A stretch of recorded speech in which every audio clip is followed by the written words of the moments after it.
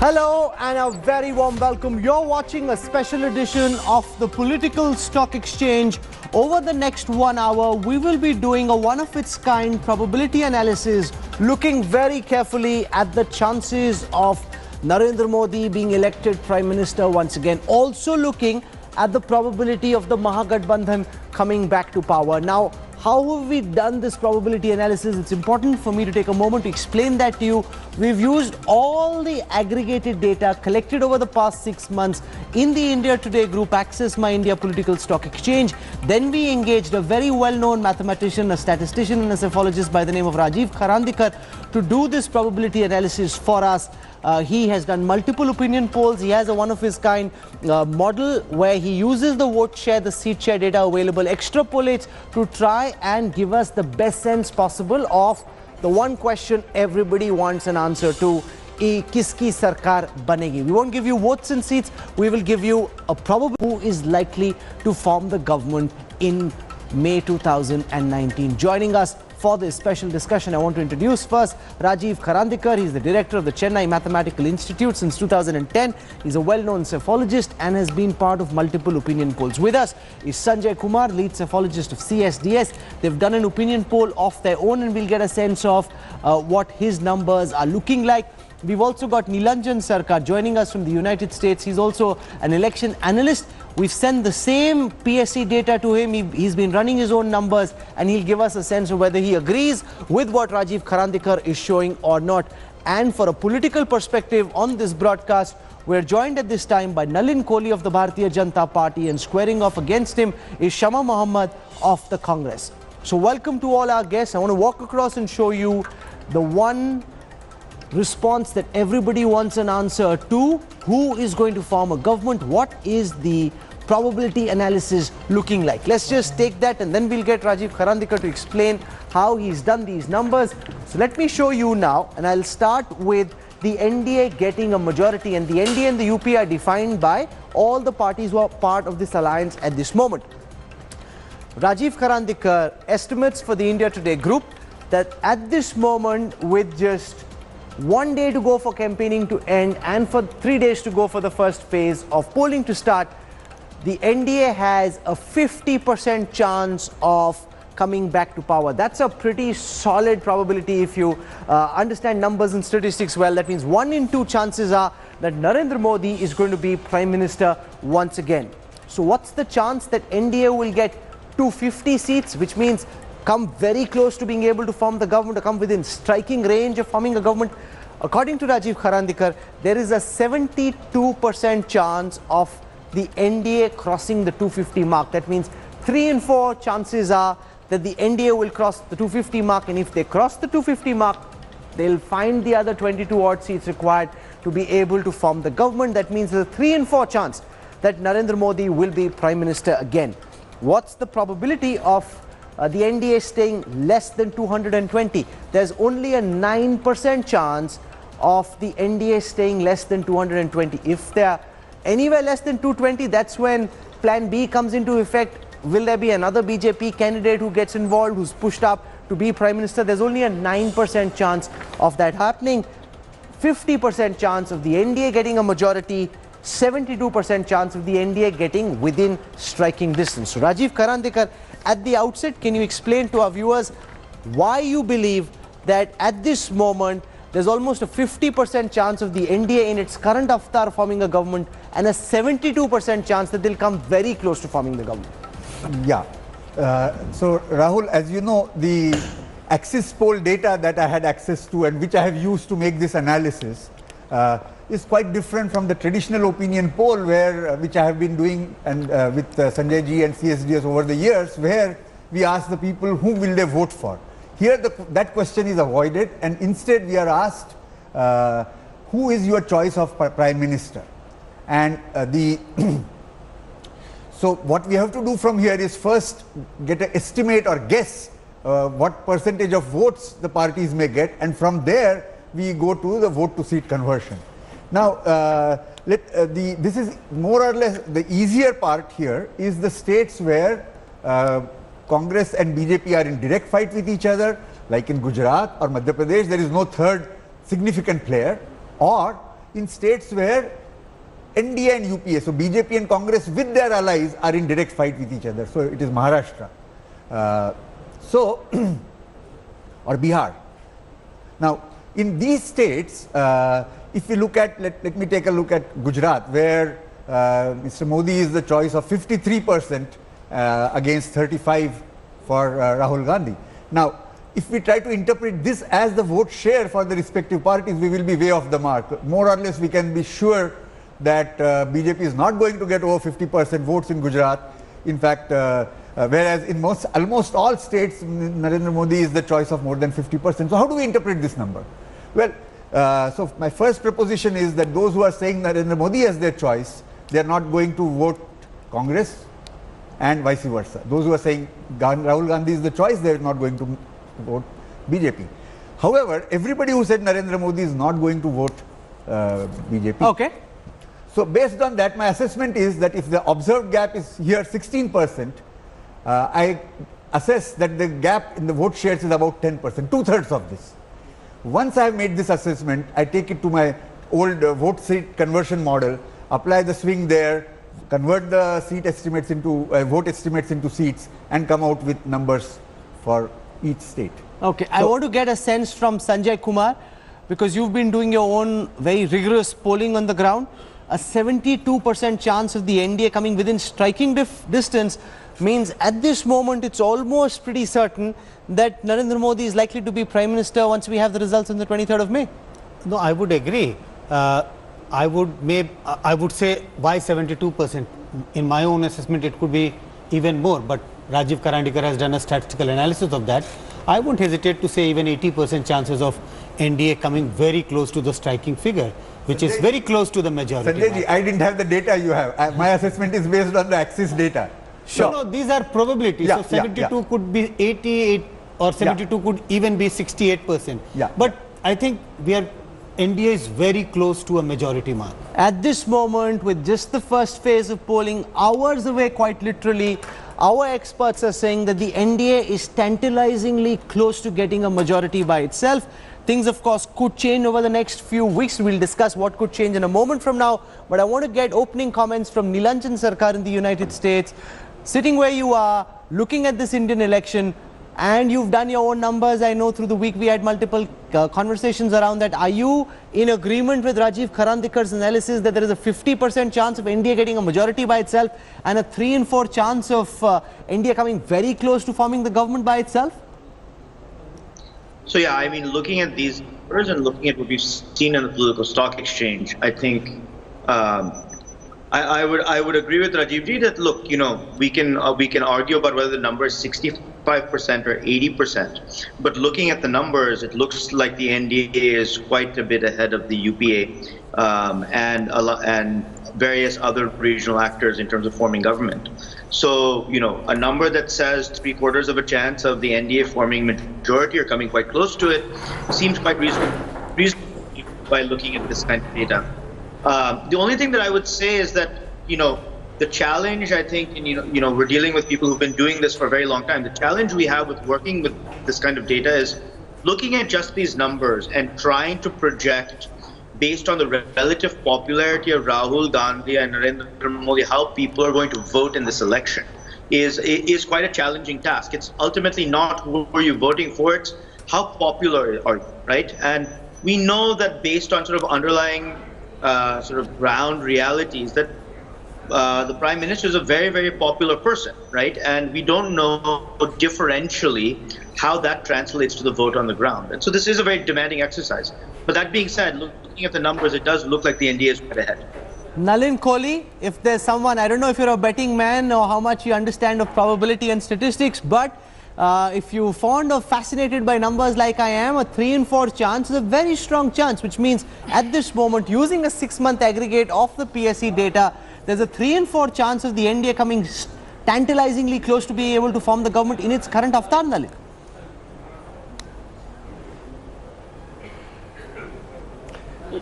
Rahul, I think it's really obvious from a political perspective. I'm not going to get into the numbers of it because the experts on your panel are really doing that, talking about the probability and data crunching. But if I look at it from a political perspective, there's clarity who the leader is. There's a track record over 5 years. There is in front of you no clear option in that sense. The Congress by itself is not seen to be a force that can take on the BJP. In the Mahagathbandhan, they are not clear. They are in fact ousted in many places, or they have chosen to fight against some of the so-called constituents. The Mahagathbandhan isn't real on a national level. So therefore, when you put all of these together, the leadership and the charisma of the incumbent, which is Prime Minister Narendra Modi, his performance over 5 years, is in terms of looking at what the difference is between 14 and 19, and you look at the lack of an alternative or the nature of the alternative that's before us, it seems that the NDA is almost certain to come back to power. Shama Mohammed, this isn't good news from the Congress's perspective. You were hoping that post the announcement of Nyay, the Congress would be able to make a bit of a comeback.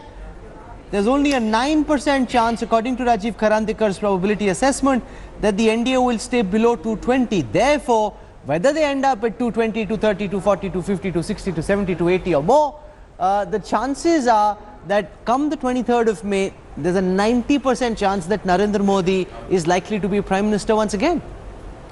Rahul, we are going to fight, and we are fighting on real issues on the ground, not these polls which are conducted on television channels.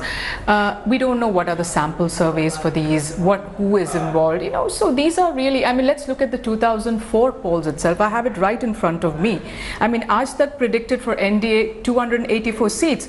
That's your channel. NDTV 230 seats, Star News 263 seats. But what happened? Where did we ended up with? They ended up with 187, and the UP ended up with 218. So that was a sure win for the Bharatiya Janata Party or the NDA in 2004. In fact, Mr. Atal Bihari Vajpayee called for an early election, if you remember clearly.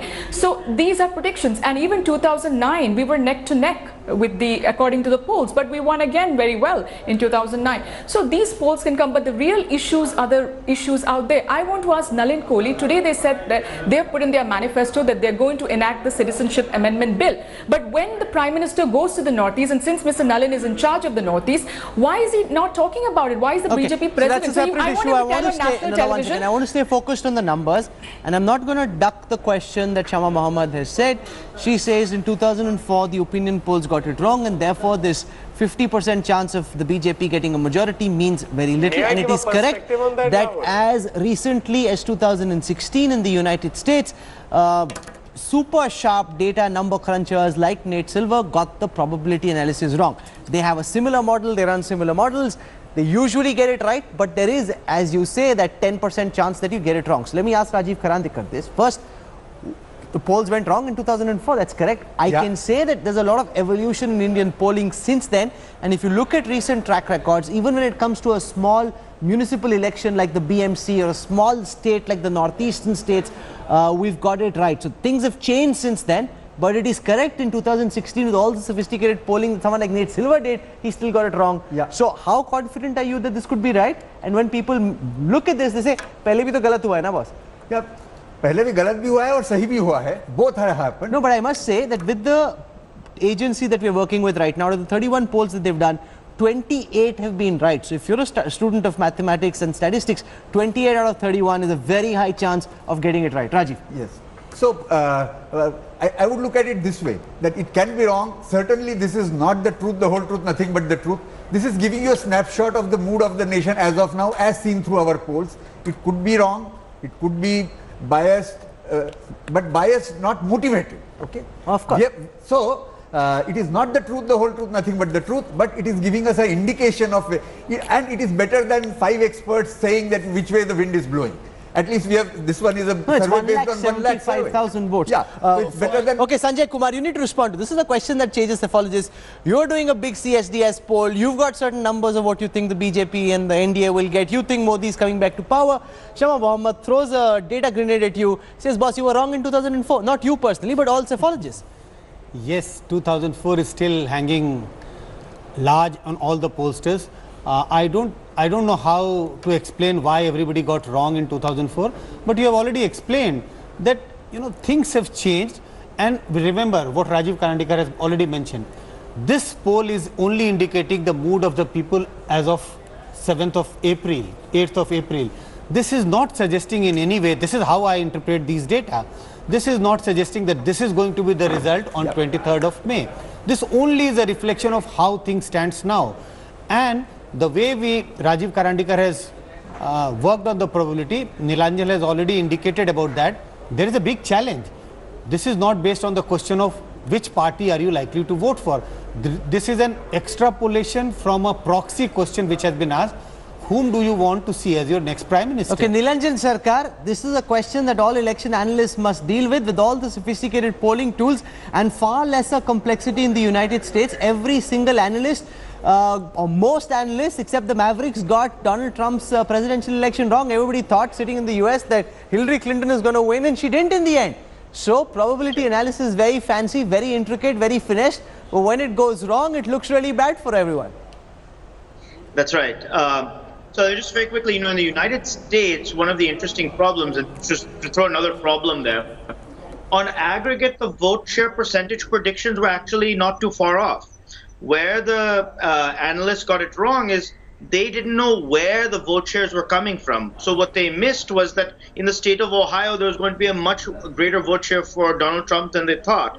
And it balanced out in a state like California, right?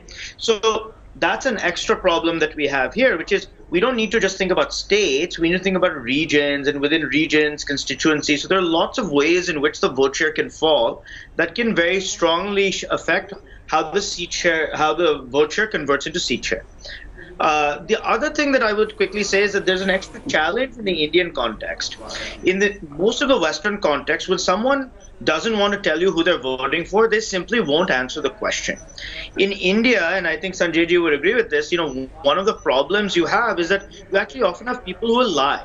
They're going to vote for BJP, but they'll say I'm voting for Congress when they respond to the survey for various local reasons, or they don't want to give their information. That puts a lot of challenge. You think that's true, that people lie? No, I never buy this argument that people lie. I find no reason why people That's just an excuse pollsters make if they get it wrong. Anyway, I want to ask Nalin Kohli this one question before I take the next set of data on our screen.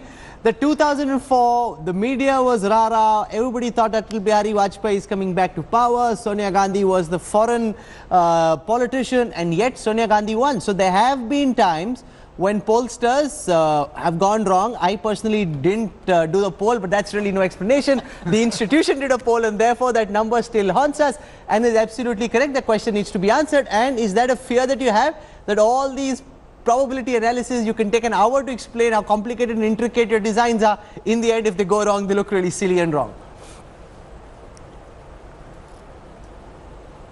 Well, if you had heard actually Rahul, if you notice my first answer was that's why a political answer. We also accept these are only indicators of a mood. Campaigning is just about ended for the first phase. There are another 6 phases to go. I'm going by what we see in Prime Minister Modi's rallies. I mean, 2 days ago, yesterday, we had a massive rally in Imphal. Huge. And the kind of response was there. The Prime Minister came an hour late because his other rallies got elongated. But the crowd stayed on till evening. They were there for more than 4.5 hours. And yet it was enthusiastic and packed. So therefore, we are talking in terms of a political response. Certainly, I think you've answered in terms of psephology that there's been an evolution. I can give an example of how the Congress got 2004 wrong.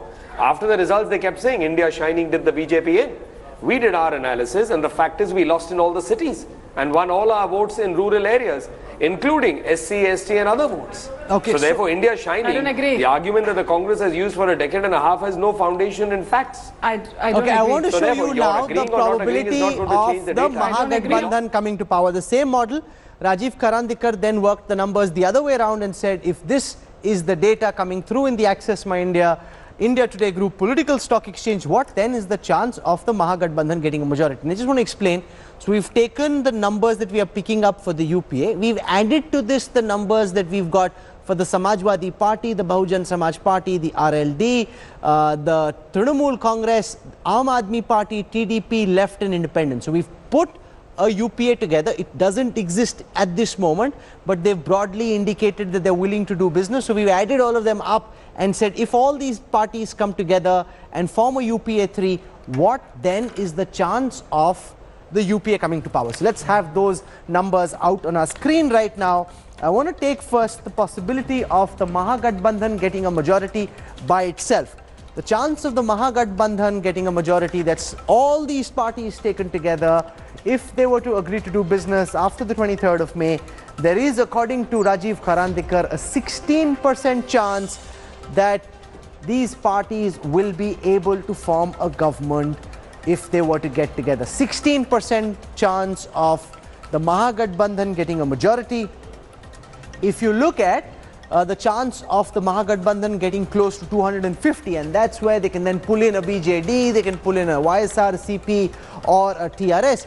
There is, according to the extrapolation done by Rajiv Karandikar, a 34% chance of the Mahagathbandhan getting to 50. Now, Rajiv Karandikar, 34% is 1 in 3. 1 in 3 is not bad, which means it's still game on.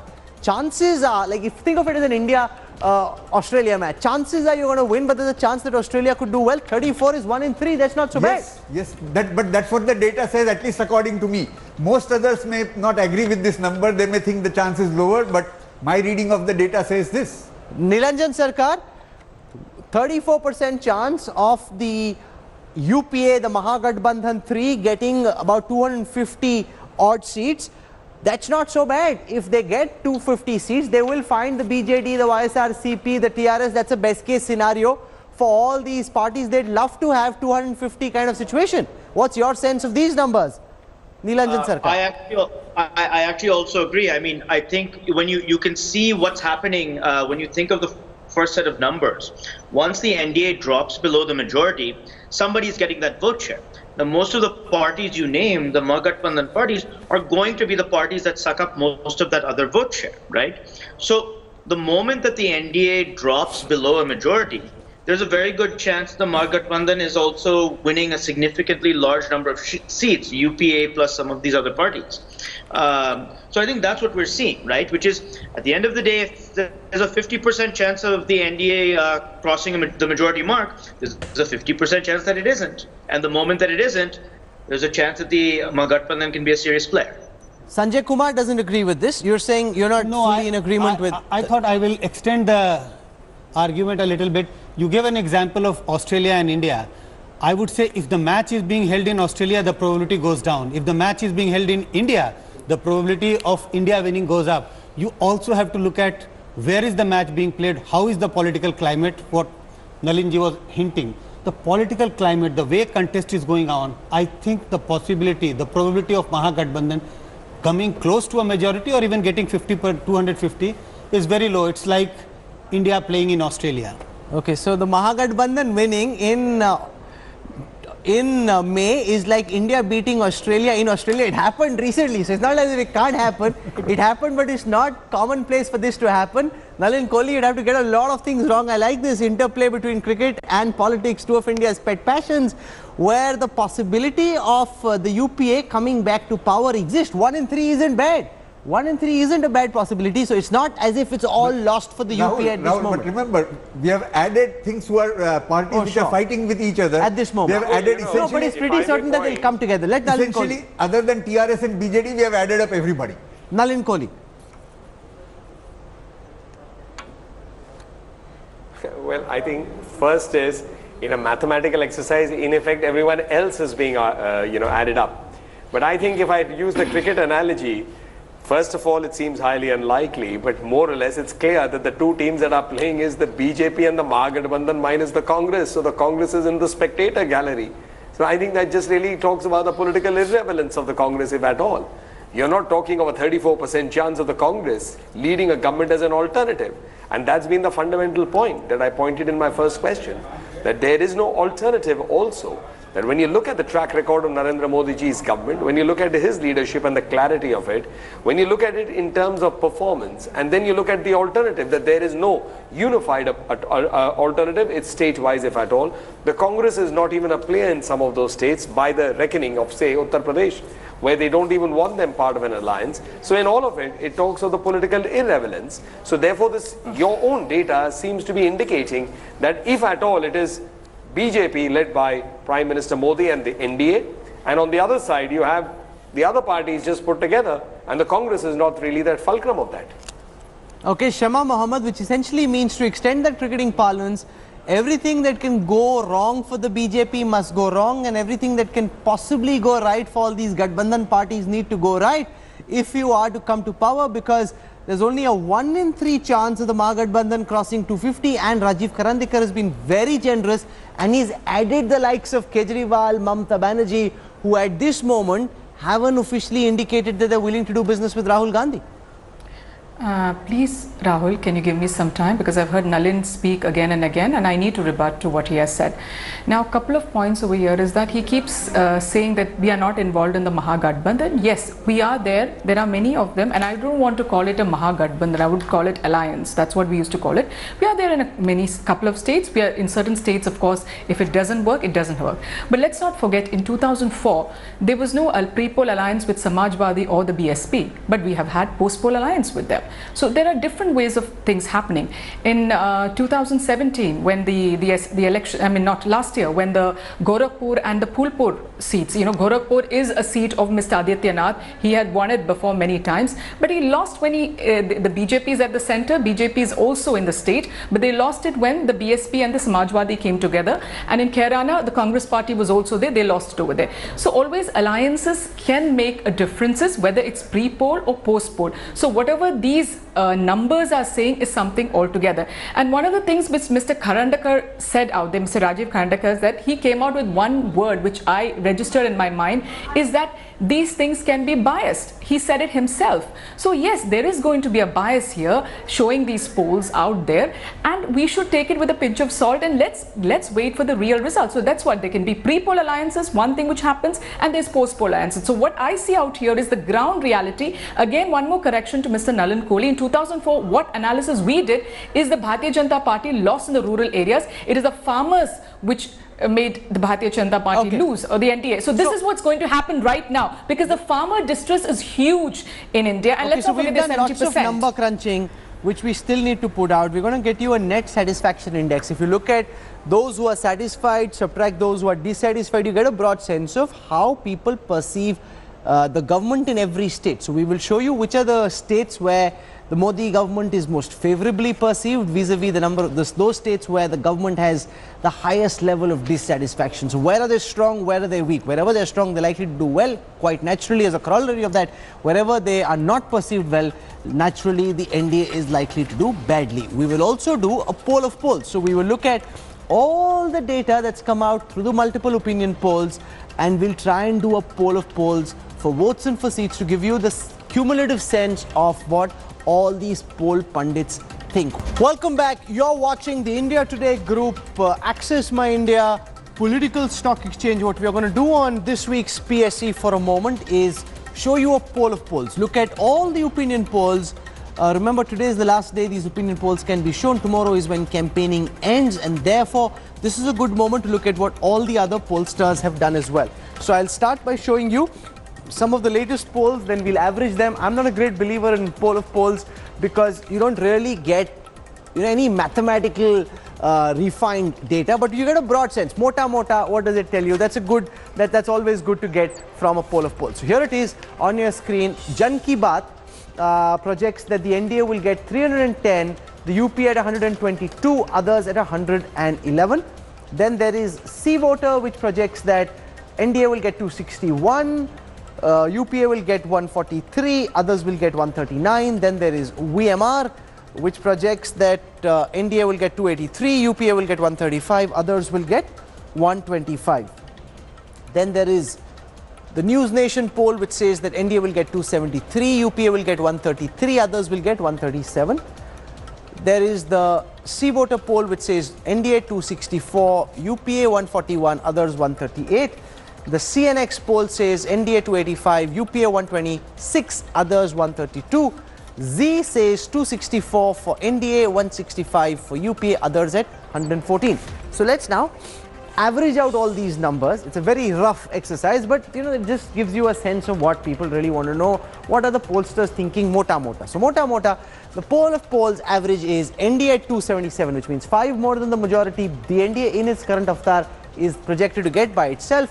The UPA at 138, others at 128. That's the mota poll of polls. Let me show you now the vote share and seat share comparison, because that's important as well. Here VMR projects 40% vote share for the NDA, 31 for the UPA, 29 for others. C-voter also projects 41 for NDA, 31 for others, 28 for 31 for UPA, 28 for others. C-voter projects for Republic TV 41 for NDA, 31 for UPA, 28 for others, and poll of polls is 41, 31, 28. That's like pretty standard. Why all these polls are interesting when taken together? It shows that all pollsters are generally saying the wind is blowing in the same direction. It's not as if pollsters are, there are not too many outlier polls. One poll suggests a 300 plus lead for the BJP. The others are saying that mota mota the UPA is not coming back to power. The NDA seems to be coming back to power. That's the broad sense.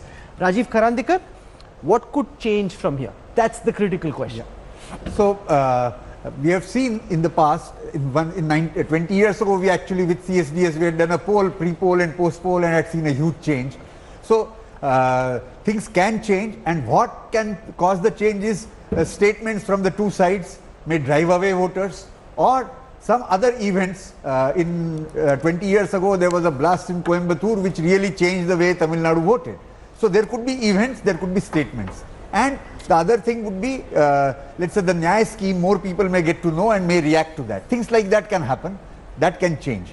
Sanjay Kumar, according to you, because this is a situation where all the polls are directionally suggesting the same thing. It's not as if anybody else who's going out and doing any polling is coming back with different results. What could change? So as of today, yes, there is a clear indication that NDA is ahead, decisively ahead of UPA. But your question is, can this change? There is always a possibility. There is still 1 day to for campaigning for the first phase of poll, and we are left with almost a month, more than a month for campaigning for the next 6 rounds. So things can change, but things will change only if there is a big event which might take place between. What according to you electorally constitutes a big event? No, big event in a sense, some statement goes wrong. I won't be able to quantify. Can statements change outcome? It does. I think it happened in Bihar at the time of assembly This election. is Bhagwatji's comment on reservation. Yes, it also happened in Gujarat, in my opinion, because when we were doing the tracker in Gujarat assembly election. This is when Sonia Gandhi said Maut ka sauda. No. The recent one, when we saw BJP and Congress very close to each other. I'm not saying a statement which is liked or disliked by the people, a statement which is convincing, more convincing. But I think last 10 days of campaign, things changed, and it moved in the direction of BJP's favor. So things can change. There is always a possibility of things changing. Okay, Neelanjan Sircar, what according to you can change?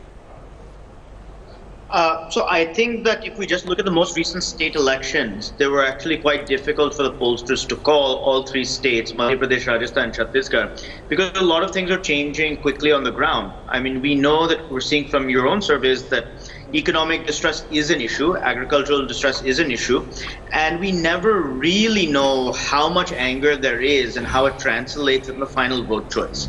So it could be that people, when they're responding to a poll, are responding in a way because Prime Minister Modi is extremely well liked. But when they go to the voting booth, they get very upset because they're thinking about their own sort of economic conditions, and they sort of choose the other way. It does happen. And those are the kinds of things we don't know, and those are the kinds of things that the campaigns actually decide quite a bit about.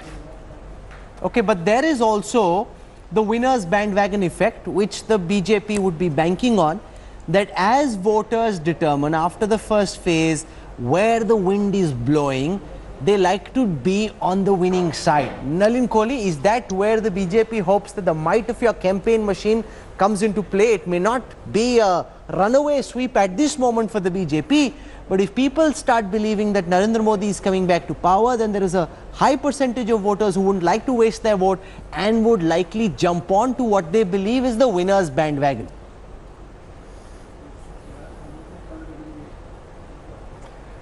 Rahul, look, it's a fair point to say that these are only, probabilities based on number crunching in terms of a mood. The actual result we'll know on the 23rd. But when we look at it, while you are looking at it numbers, I'll be entitled to, as Shama would be entitled to from her perspective, to look at it in terms of how do we see the probabilities. So therefore, how do we go about it? This is an election on Prime Minister Modi. It's an incumbent going for re-election. And this is not an election on a state. It's not a by-poll. Each election in this country, from the bottom, which is at a grassroots level, which may be urban body, to that, each election has its own set of dynamics. We all know that. But in this election, we are looking at an election at the Prime Minister who has a leadership style, a clear leadership style and a charisma that we've seen. And he's campaigning already. So therefore, we are prone to look at it that given his popularity, given his identity, the track record of what he's delivered over the last 5 years, the clarity on strong issues, whether it is on national security, whether it is on developmental platforms, whether it's in terms of doing things that were not conceptualized, from just say financial inclusion or gas connections or whatever. We believe that the voters will have clarity, because one figure I want to share with you, 22 crore people have in a way benefited from one scheme or the other. That's about 20% of India's population, direct beneficiaries. So therefore, delivery has taken place. So we are prone to believe that we are best poised to win. But of course, the voters will decide. Okay, Shama Mohammed, which is where belief becomes very important. That somehow Rahul Gandhi, the Congress and the UPA need to make voters start believing that the UPA and the Congress are coming back to power. And if voters start believing that the Congress is coming back to power, you could benefit from the winner's bandwagon effect. However, if on the contrary, the belief goes that Modi is running away with this election, that he's likely to win, that's when the Congress could disintegrate and what looks like a decent chance of getting close to 100 could stay less than 100 for the Congress itself. See, Modi's popularity and everything, give me some time, Rahul. They are not going to be winning this election. Let's remember that 2014, Modi won with a huge bang, you know. It was a very big victory, the Bharatiya Janata Party. But in 2015, on his name, they were campaigning in Bihar and they lost it. So it's about issues at the end of the day. It's not about a single person. It's about what is the ground reality. And the ground reality is the Nyaya scheme. The ground reality is all the promises which were made in 2014 which were never kept. Where is the black money which has come back? Where is employment? Where is Beti Bachao? Where is the petrol prices which were supposed to come down? Look at terrorism. So these are the important issues, the ground and the farmer crisis, like I think Mr. Neelanjan spoke about. The farmer crisis is huge, and that is going to let the Bharatiya Janata Party and the NDA down. Another very important point Mr. Nalin Kohli spoke about is disintegration of our allies. Look at them in Northeast. They are NPP has gone away because of the Citizenship Amendment Bill. I want Nalin Kohli, I want to ask him, why is Prime Minister Modi, who has put it in his manifesto that they're going to enact the Citizenship Amendment Bill, not speaking a word about it so in we'll their have to do that in another show. Once I can't allow you to come and disrupt this show. This is about number. You want to have a separate debate on Citizenship Bill. I will have it separately. This is not the forum. Your people who are watching are interested in the number. I will not allow any spokesperson to derail this. A fader goes down by going off on a tangent which is not relevant to what we're discussing. Nalin Kohli, just 10 seconds to counter, because she said it the second time, but that's not what I'm interested in the show. Yes, just to get the facts right, that the BJP and the NPP are in government both in Manipur and in Meghalaya. In Meghalaya, we are the constituents in an NPP-led government.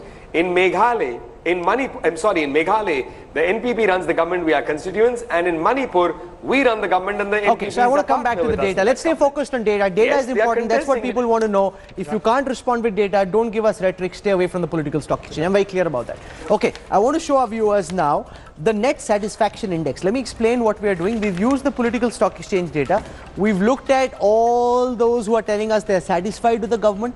We've subtracted from that all those who are telling us they're dissatisfied with the government, and we come up with a net satisfaction government state by state net satisfaction index for the Modi government in every state. This will tell you where the government is most popular. It will also tell you where the government is least popular. You can be assumed that wherever the government is least popular is where the NDA is least likely to do well. So if we subtract those who are dissatisfied from those who are satisfied, the highest satisfaction for the NDA government is in Himachal Pradesh, where there's a positive 36% telling us they like what the Prime Minister and his government have done. Second is Odisha. Odisha is important because this is where the BJP is hoping to make gains. It's one place where the satisfaction is really high, the dissatisfaction really low. 34% net satisfaction, which is positive in Odisha. In Rajasthan, where the UPA, where the Congress won in December, net satisfaction with the Modi Sarkar very high. Then Gujarat, where there's a tight fight, but it seems that this is one of the states where the satisfaction levels are very high, a 26% positive satisfaction level here. Uttar Pradesh, which is hugely consequential, and this is very important. A 26% net satisfaction in the positive for the BJP in Uttar Pradesh. That is very crucial. In Haryana, 26% net satisfaction, which is positive. Madhya Pradesh also 36% net positive satisfaction, which is very crucial because that's also a Congress government. In Karnataka, again, very crucial this because there is a JDS and Congress alliance, which will impact how the votes are counted in each seat. But net, people seem to like the Modi government in Karnataka. Then there is West Bengal, which is interesting because here, if people perceive the central government as having done well, it could lead to some dividends for the BJP in the Lok Sabha elections. Then there is Maharashtra, where the NCP and the Congress are fighting in alliance against the BJP Shiv Sena. But this is the 10th state with the highest positive net satisfaction level. I want to now flip this and show you the states where the satisfaction level is in the negative, where those who are dissatisfied outnumber those who are satisfied. And where is that the most? The most is in Kerala. 44% is the negative satisfaction level in Kerala, which means those who are dissatisfied are way more than those who are satisfied with the Modi government in Kerala. Then there is Tamil Nadu at 36%, where again, like Kerala, very high dissatisfaction with the Modi Sarkar. So all those alliances they've stitched up in Tamil Nadu aren't going to amount to very much, it seems. Punjab, net dissatisfaction at -10. That's crucial because the Congress can hope to do well in Punjab. No wonder they don't want to give many seats away to the Aam Aadmi Party. In Telangana as well, the net dissatisfaction is in the negative. However, here the benefits will accrue to the TRS, not so much to the Congress, but to the regional player, the incumbent TRS. And in Andhra Pradesh, the level of people who are satisfied and dissatisfied is the same. It's 0, but essentially indicating that the level of dissatisfaction is pretty high. That's very interesting there. There's some interesting states there, Sanjay Kumar. States like UP, where it's very reassuring for the BJP and supporters that the net satisfaction is so high. States like Madhya Pradesh and Rajasthan, where they lost, important that net satisfaction is high. And also Odisha, where they hope to make some gains. Sanjay.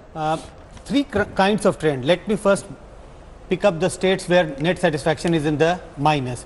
This is a reflection of the support base of political party in that state. BJP is hardly present in most of these states and people are not voting for BJP. That's why the net satisfaction with central government is in the minus. Look at another set of states, the Hindi heartland state. Even if people may not be very happy with the state government, and this is a mention to UP, but there is a kind of euphoria in favor of Prime Minister Modi. People want to vote for Modi. People want to elect a strong government in their own language, what they mean about strong government. And that is why the net satisfaction with the central government is high in Hindi heartland state, which includes which is UP, very crucial for the BJP. Which is very crucial for the BJP. Madhya Pradesh, Rajasthan, UP.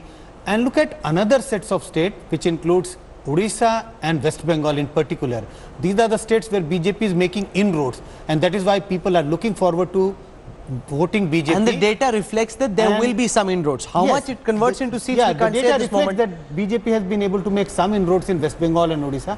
That is why we see a reasonable net satisfaction level with central government's performance. Final words, Rajiv Karandikar. Yeah, let me just take 1 minute to explain the word bias which I used.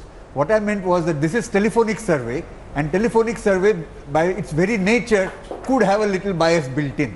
But they clarified then too. But that's also changing with digital penetration and the fact that there are so many more mobile phones in rural India. The bias is lesser than earlier, so on, but sure. Yeah, that's all I meant by bias. Every poll has its limitations and no poll is perfect, but it's way better than going by the Satta Bazaar or doing a tarot or asking some Panditji who's winning. All polls are fallible and some of the most sophisticated polls have got numbers wrong. But this is a very broad, very finessed, very sophisticated sense of what we believe is happening. We, of course, will track this and also track the changes from here on. Who's able to instill belief?